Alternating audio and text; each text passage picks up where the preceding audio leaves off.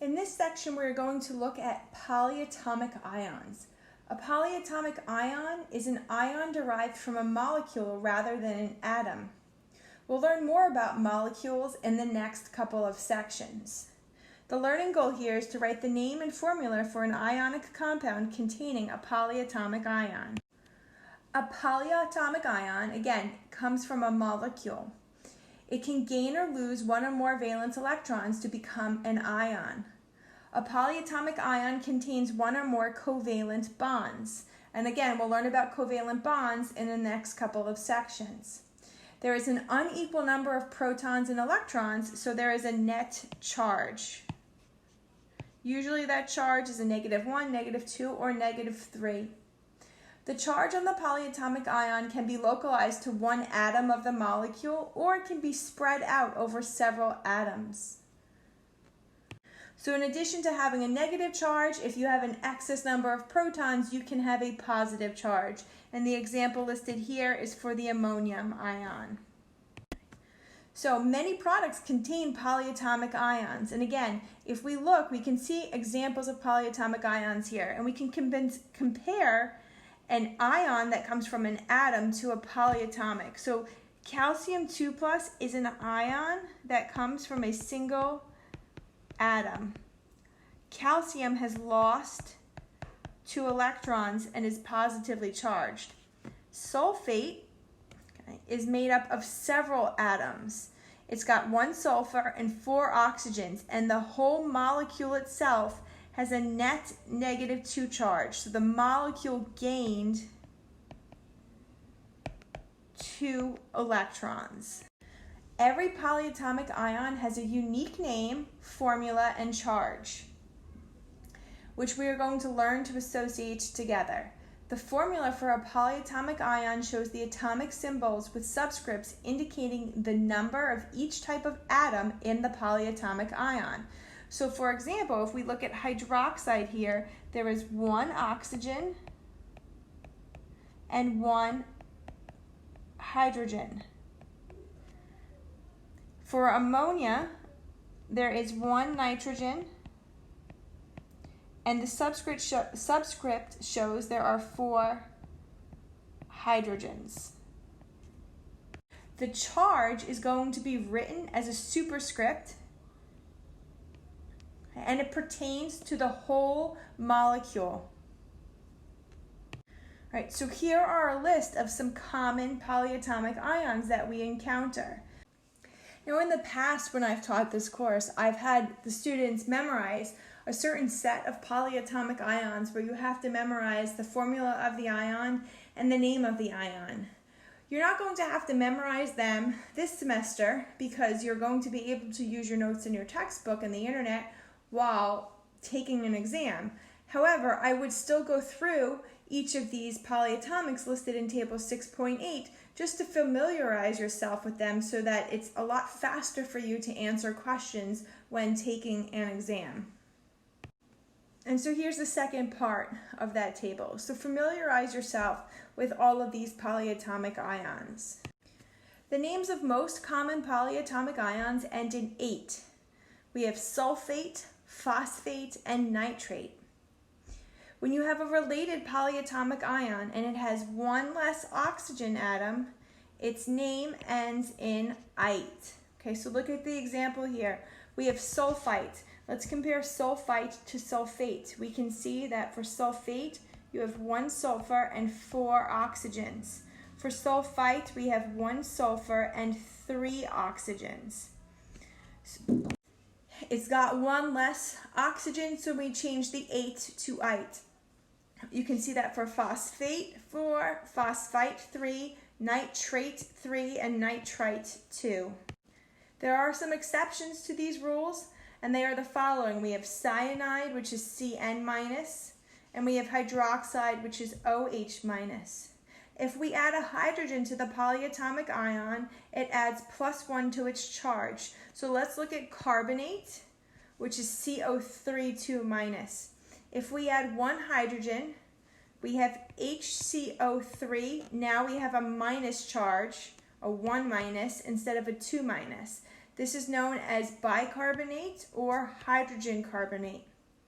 Here we have the sulfate polyatomic ion.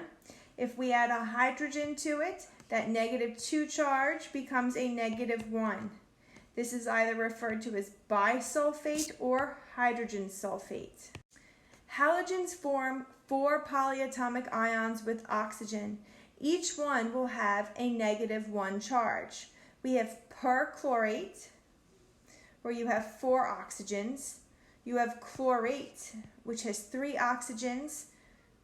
Then you're reducing the oxygen by 1, so we go to chlorite. And then finally we have ClO-, which is called hypochlorite. Sodium hypochlorite is most often encountered as a pale greenish yellow solution, commonly known as liquid bleach. Writing the formula unit for an ionic compound containing polyatomic ions involves the same procedure we used for monoatomic ions or binary compounds, except parentheses must be used to enclose the polyatomic ion when it is followed by a subscript. Let's look at the example here.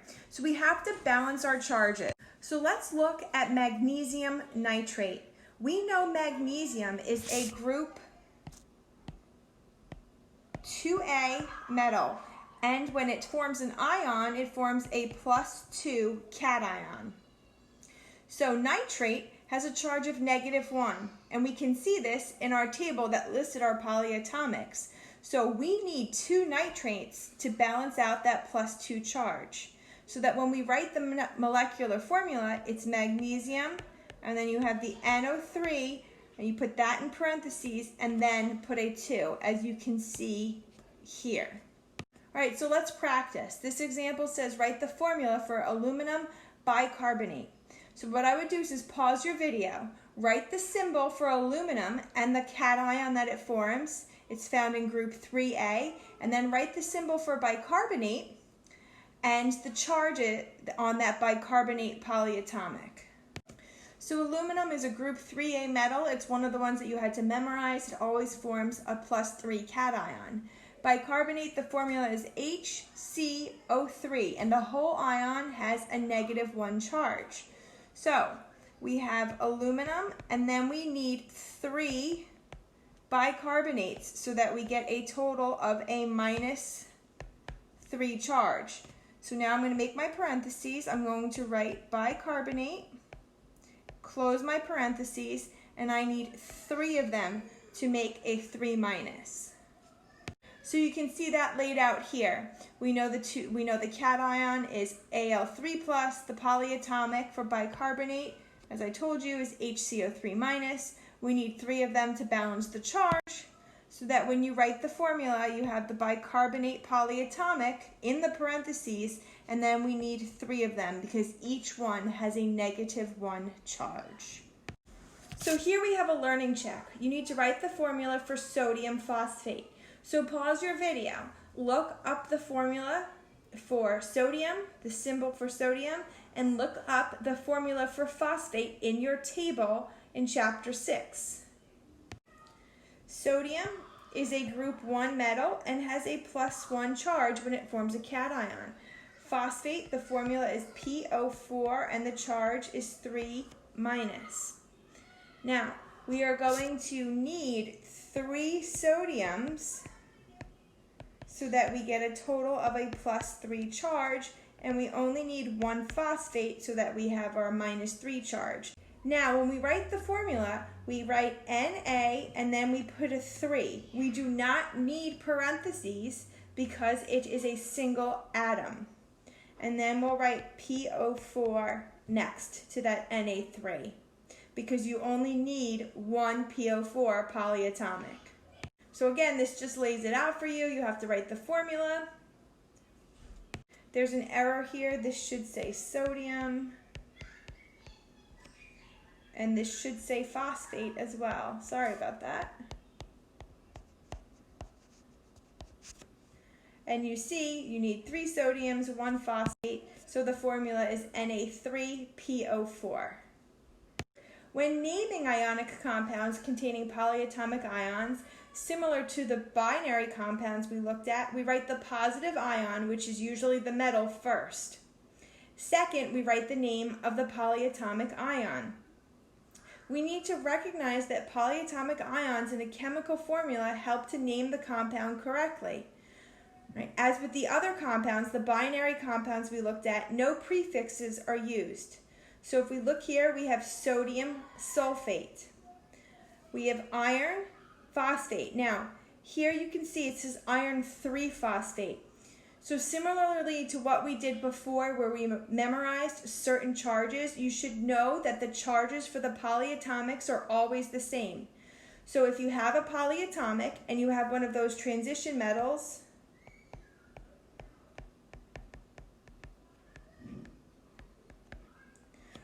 look at the polyatomic. Look at the table if you haven't memorized the charge for that polyatomic. That will determine the charge of the transition metal that's present. Remember from that previous video that transition metals can often have different charges. For example, iron can form iron 2 and iron 3. And then we look at aluminum carbonate. And again, even though we have multiple carbonates and multiple aluminums, it's just simply aluminum carbonate. No prefixes are used. So in table 6.9, some ionic compounds that contain polyatomic ions are listed, and you can also see their different medical uses. So that is one of the reasons why we look at these polyatomic ions, because they're actually ubiquitous in the healthcare field. So we have aluminum phosphate, which is an antacid. Okay, you can see barium sulfate, which is used as a contrast medium for X-rays. We looked at that when we looked at the nuclear medicine chapter in chapter 5. Magnesium sulfate, that's what's found in Epsom salts. Silver nitrate is an anti-infective. Okay, dental cement, we have zinc phosphate. You do not have to memorize these compound names, but when you're given the formula, you should know how to name them based upon the previous slide. So let's do a learning check. Select the correct formula for each compound. Pause your video and answer the questions. So, aluminum nitrate. Aluminum has a +3 charge. Nitrate has a -1 charge. So we need 3 nitrates for every 1 aluminum. Copper 2 nitrate. Copper is in the +2 state. Nitrate is -1. So we need 2 nitrates. So the nitrate is in parentheses. And we have 2 of them. Iron 3 oxide. That means we have iron 3+. OH has a negative charge. So the OH is in parentheses. And we need 3 of them. Tin 4 hydroxide. So look up the symbol for tin. It's SN. It's 4+. So hydroxide is -1, so we need 4 of them, and the hydroxide is in parentheses. So this slide, again, it just confirms what we went through in the previous slide. Now we have to name the following compounds based upon the formula. Pause your video and answer the following questions. This first compound is calcium nitrate. Again, you can find the names of the polyatomics in table 6.8. Answer B is tin sulfate. However, tin is a transition metal, so we need to indicate the charge of the tin. For this, we look at the polyatomic sulfate. The charge on that is -2, so this is tin 2 sulfate. All right, so here are the answers in table format, where step 1, you identify the cation on the anion. You can name the cation, name the anion, and assemble the name of the compound. Here's another learning check. Name the following ionic compounds. Pause your video and write the answers down. So for this first one, we have magnesium sulfite. The polyatomic is SO3. and the charge on that is 2 minus. The second one is magnesium sulfate, and the polyatomic here is SO4. And then finally, we have lead phosphite. PO3 is phosphite. Now, in order to determine the charge for the lead, we look at the phosphite. Phosphite has a charge of 3 minus. There's 2 of them, so that will give me a net 6 minus. Lead is one of those transition metals, so it can have different charges. If we have to balance out the 6 minus and there are 3 leads, that means lead must be 2 plus, so it's lead 2 phosphite. Okay. So these are the answers laid out in table format. So you can identify the cation and the anion. Remember, again, with that transition metal, so you go to your periodic table. If you are in that middle block of elements that we find in the periodic table, you're a transition metal, and then you can have different charges depending upon what the anion is. So you can look at the anion to determine the charge for the transition metal. Last learning check. So here, pause your video, write the names down, and then check your answers. So we'll see here, we have iron sulfate, and we have to determine the charge on the iron cation. Sulfate is 2 minus. There are 3 of them, so that will give us a net negative 6. Because there are just 2 irons, the charge must be plus 3, so it's iron 3 sulfate. Next we have barium phosphite. Remember, barium is a group 2 metal, 2A, so we don't have to worry about indicating the charge. It's always plus 2. And then finally, we have nickel carbonate. Now, nickel is a transition metal. It is found in that middle block of metals. Sorry, that's a little bit of a mouthful. Carbonate is your polyatomic. It always has a charge of 2 minus, so it's nickel 2 carbonate. Okay, so you can check your answers here again. They're just laid out in table format instead of handwritten. So this concludes our discussion of the polyatomics and how to name them. So when you're given an ionic formula, you have to be able to identify the cation and the polyatomic anion. And then you're also, when you're given a name, you have to be able to write the ionic formula.